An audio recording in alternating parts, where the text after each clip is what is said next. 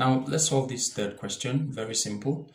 The sum of the first 6 terms of an AP is 81 and the sum of the first 10 terms is 275. Find the first 3 terms of the AP. Now, just as I previously said, if you must find an arithmetic sequence, it is important that you get the 2 fundamental things, which is the first term and the common difference. Now, it also applies if you have to find a particular term. You still need to know the first term and the common difference.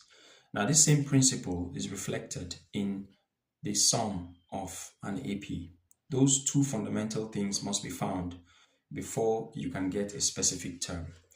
Now, we're going to use the first formula for the sum, which is given as Sn equals n over 2, open a bracket, 2a plus n minus 1 times d.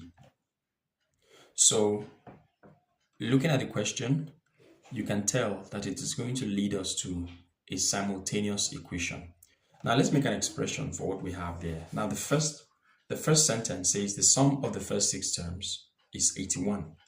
So, the sum is given as 81 equals my n is 6 over 2 and open a bracket, 2a plus 6 minus 1 times d, close the bracket.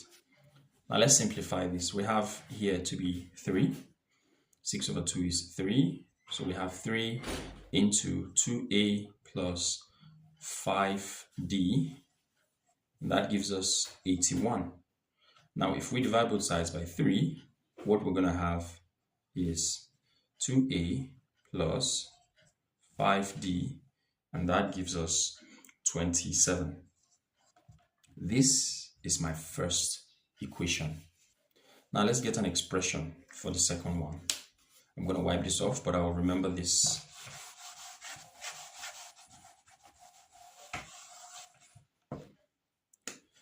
And then the next sentence says the sum of the first 10 terms is 275.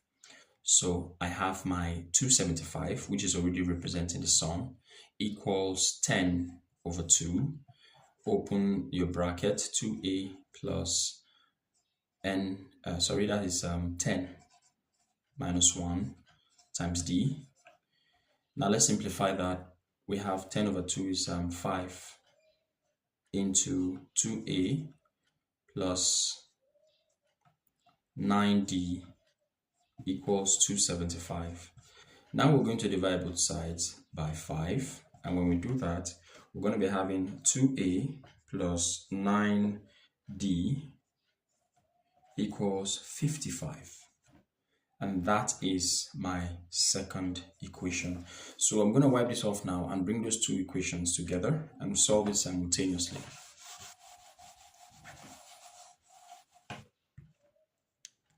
So we have here 2a plus 5d equals 27. That's 1. And 2a plus 9d equals 55. And that's my 2. Now, it's much easier for me to use elimination method because elimination method simply wants to find out one of the variables that has the same coefficient with the other, and it becomes easy to eliminate. So we are going to say that everything in equation 1 minus everything in equation 2.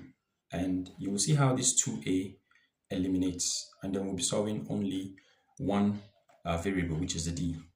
So I have my negative here, and then I put this line. So 2a minus 2a is 0, so we don't need to write anything. 5d minus 9d gives us minus 4d. And then 27 minus 55. Now 27 minus 55 is going to give us 28. So that is negative 28. So now we're going to divide both sides by negative 4. Negative 4. So our common difference is equals 7. So now that we've gotten our common difference, we need to find our first term. And that is very easy. All we need to do is substitute the value of the common difference into any of the equations. So we are going to pick we're going to pick equation 1. So remember that equation 1 is given as 2a plus 5d equals 27. So this becomes 2a plus 5 into 7 equals 27. Now that becomes 2a plus 35 equals 27. If this goes over, you have your 2a equals 27 minus 35. And 27 minus 35, that gives us minus 8. So let's divide both sides by 2. And you have your a. You have your a to be -4. So the value of our first term is -4, and our common difference is 7. So now that is not the end. We need to find the first 3 terms. We need to find the first 3 terms, and that becomes very easy. So my first term, which is T1, is given as -4. Okay, now my second term, which is T2, is simply given as a plus the common difference, right? Which becomes -4 plus 7, which gives us 3. And then my third term, which is T3, is given as a plus 2d. You remember the formula, right? Which is -4 plus 2 times 7. And that gives us 2 times 7 is 14. And then -4 plus 14 gives us 10. And these are our 3 terms. So we have -4, 3, and 10.